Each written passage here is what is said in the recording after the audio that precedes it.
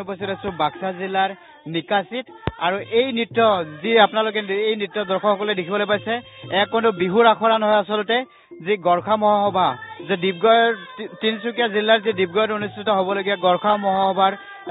নৃত্যৰ আখৰা এয়া আচলতে সংগীনী নৃত্য আৰু ইয়াত যি এগৰাকী বাইদেউ মোৰ ওচৰত আছে মই তেখেতৰ পৰা জানিবলৈ চেষ্টা কৰিম আচলতে এই নৃত্যটো তেখেতসকলে কিহৰ কাৰণে ইয়াত আখৰা চলিছে ইয়াৰ বিষয়ে মই বাইদেউ গৰাকীৰ পৰা কিছু কথা জানিবলৈ চেষ্টা কৰিম হয় কিহৰ কাৰণে নৰ্থ ইষ্ট গোৰ্খা মহোৎসৱত আমি যাবলৈ সংগীনী নৃত্য ইয়াত প্ৰদৰ্শন কৰি আছো এতিয়া মানে আমাৰ এনেই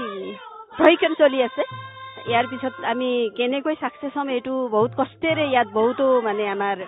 এই নৃত্যটো আচলতে কিহৰ কাৰণে মানে কি মানে বিশেষত্ব আছে এই নৃত্যটো এই বিশেষত আমাৰ এইটো নেপালীৰ মানে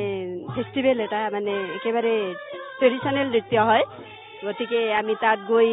দেখুৱাই সাকসেস হ'ম এই নৃত্যটো কাৰোবাক শ্ৰুতি কৰি মানে ভগৱানক আৰাধনা কৰি কৰা হয় নেকি এইটো এটা কৰুণ কাহিনীও ইয়াত আছে মা দেউতাই ছোৱালীক সৰুতে বিয়া দিয়ে তাৰ পিছত